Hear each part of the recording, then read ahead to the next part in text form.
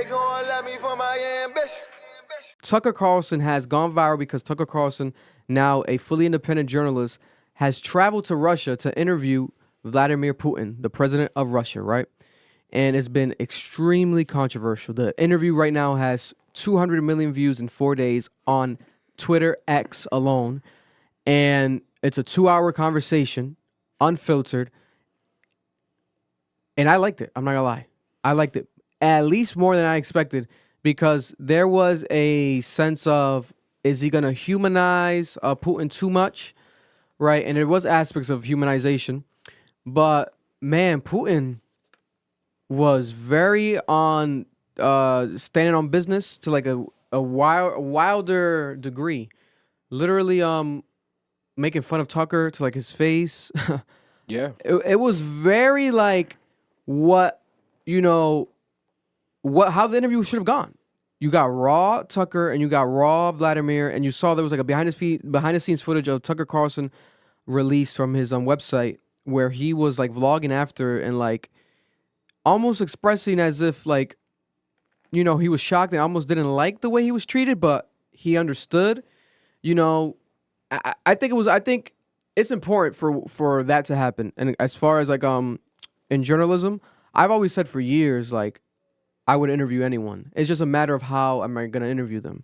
Like during the Kanye West, when Kanye West was going everywhere to get an interview, and then Nori, that interview on Drink Champs happened, I was so like pissed off. I'm like, what the fuck? Like, I felt like no one properly knew how to interview him. But then at the same time, it is a sense of like, oh, easier said than done. Like if Kanye was in your face, maybe it's like, oh, it's harder to do, whatever, right?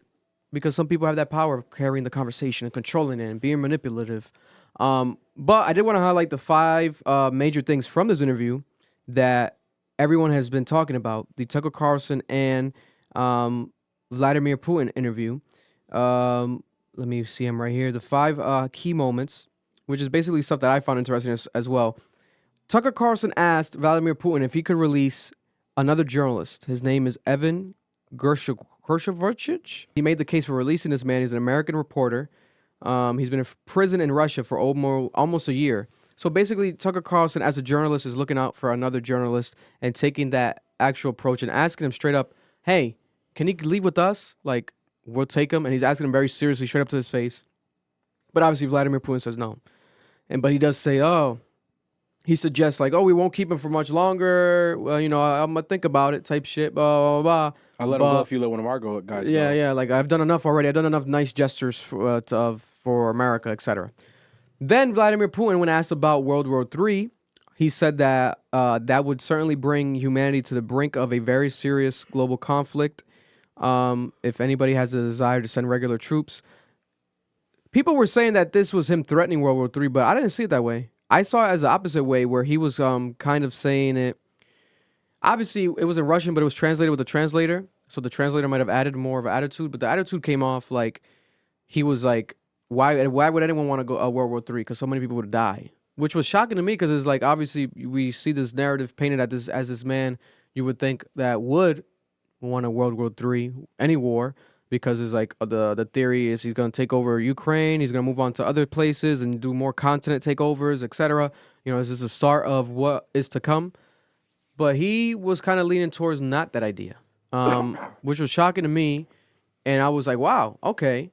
This man is still crazy, but still has a sense of like he's not that crazy, because I guess he meant like, we're not going to destroy ourselves either. He said that Elon Musk is basically unstoppable. He was saying that there's no stopping Elon Musk. He will do what sees fit. And he was like, I believe he already has the microchip in the brains. Basically kind of snarking or kind of siding with Elon Musk's beliefs, but being in a sense like impressed. He also mocked the CIA application that Tucker Carlson did, because Tucker Carlson wanted to be a part of the CIA years ago. And he was like, that's your people, right? Well, why don't you ask the CIA? Why don't you this and that? Making fun of Tucker to his face. And Tucker was kind of like laughing awkwardly. He also revealed that Boris Johnson was indeed the person that sabotaged the peace deal with Ukraine in 2022, and he called him arrogant. This was always alluded to be the man, but he pointed him out as the actual person who did this. And yeah, a bunch of stuff happened during his interview. I recommend people to go watch it, to be honest. How do you feel about the interview? Did you watch it yet, Noel? Yeah, I did. I watched a couple clips of it, not fully, but I watched a good chunk of it. When it comes to Putin in general, I don't think anyone should be interviewing him. That's just my personal opinion. Why so? Because when it comes to Vladimir Putin, there's a couple things people don't know about him. Number one, he's a former KGB agent. That is literally the equivalent of like the CIA on steroids. The KGB during the Soviet Union were a secret organization under the government that understood how to manipulate people. They did covert operations. Their entire strategy was manipulation and tactics. That's why Vladimir Putin is considered to be one of the greatest foreign policy leaders we've ever seen in our lifetime, because he just knows how to manipulate people and the public. So talking to him is no point. He's going to give you the answer he wants to give you. He's playing around with you. Tucker Carlson is not smart enough to have a conversation with Vladimir Putin, because Vladimir Putin's entire life has been to manipulate and control people like Tucker Carlson. That's why I always say you just shouldn't be there as a journalist. You don't have the tactic or the know-it-all or the background information to have a conversation with a man like that without him secretly controlling the conversation and pushing a narrative that he wants to get out. Now, obviously, no one's perfect. There's been moments of distress with Putin where he fucks up and he gives away too much. That happened during the Ukraine invasion, and his cabinet started to disappear. Yeah. He started to get like visibly like upset. This happened when he did threaten World War III. That's why I think the comment of like, oh, maybe he wasn't threatening World War II. No, I think he was, because he's done it before. He said if anyone got involved, this is when Germany was considering getting involved. He said anyone gets involved, we have nuclear warheads, we're willing to use them, we don't care. I think in that scenario, in the interview, he was talking about World War III in the sense of like, I don't think this is what any of us want. So let me do what I want. It's like being a slick about it. Yeah, like, because he's a jackass. He's egotistical. He photoshopped himself on top of fucking bears. Like, he photoshopped himself riding bears. This guy is egotistical. That's why when, Tucker Carlson was like, I'm going to go interview him, and he saw it as this noble thing, I'm like, no, you're playing into the greater game that this guy is playing. This guy's a genius. Like, he's a very smart man. I think giving him a platform is dangerous.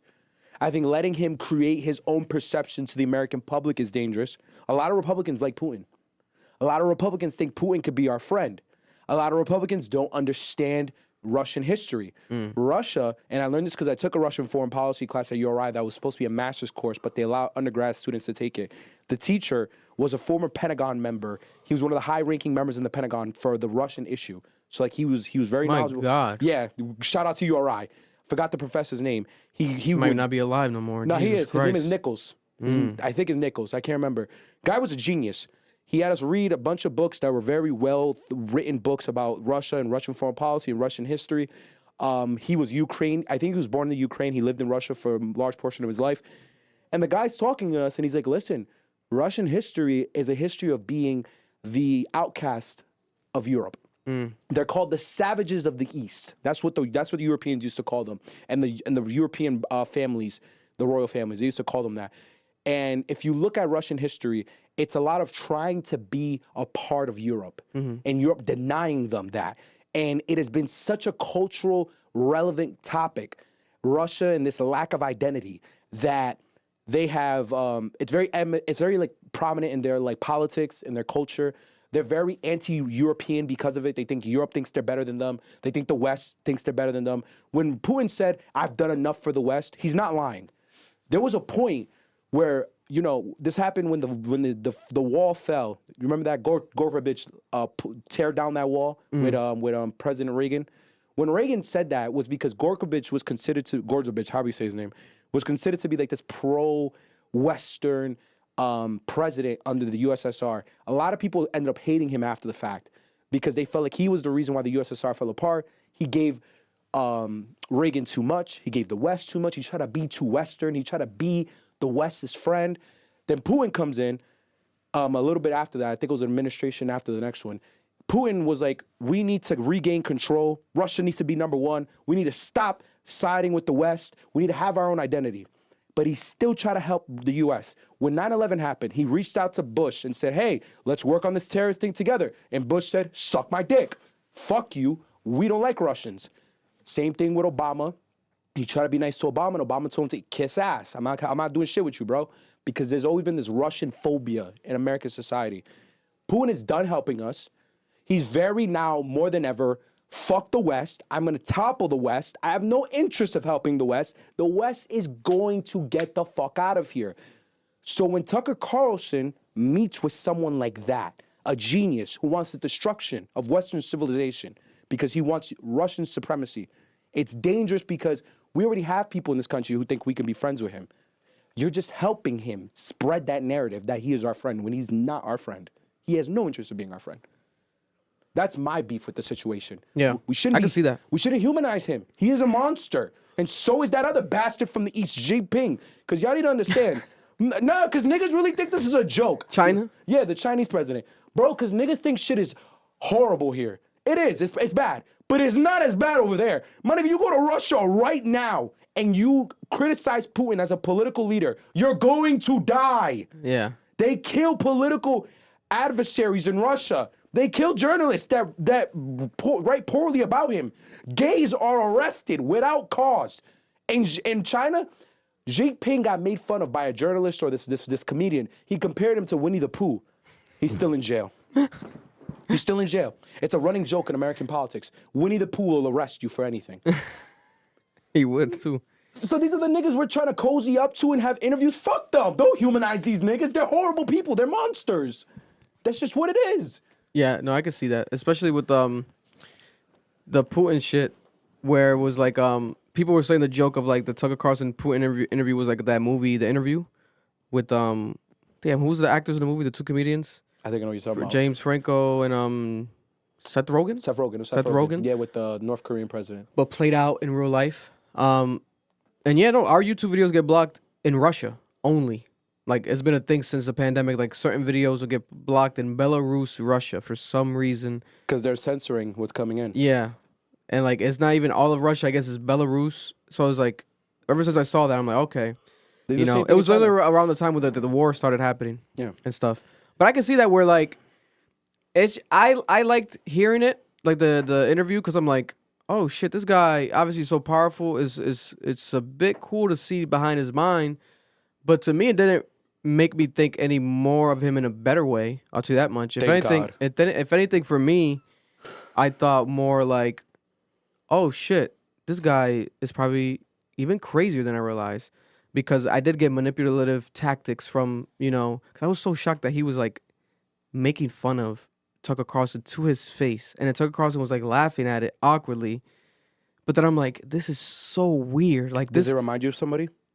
Who? Like who? Think about it. That tactic. Putin or Tucker? Putin, what he's doing. What does that remind you of in American politics? Oh, I thought you were talking about just in people. I'm like, oh, you about to do the we're talking about, what's it called? Transition to the next person? Oh, no. Kanye? It's Trump. Yes. That is a Trump tactic. I can see that, yes. He is trying to touch the Trump base. That is his goal, is to get them to like him. Yeah. So they can vote him in, and Trump can continue to push a foreign policy that allows Russia to behave how they want. Yeah. I'm telling you, bro, this guy is a genius. Listen, man. Comment below if you guys saw the Tucker Carlson interview. If you didn't, I still recommend checking it out. It's a piece of history. It's rare to get that at all. They gon' love me for my ambition.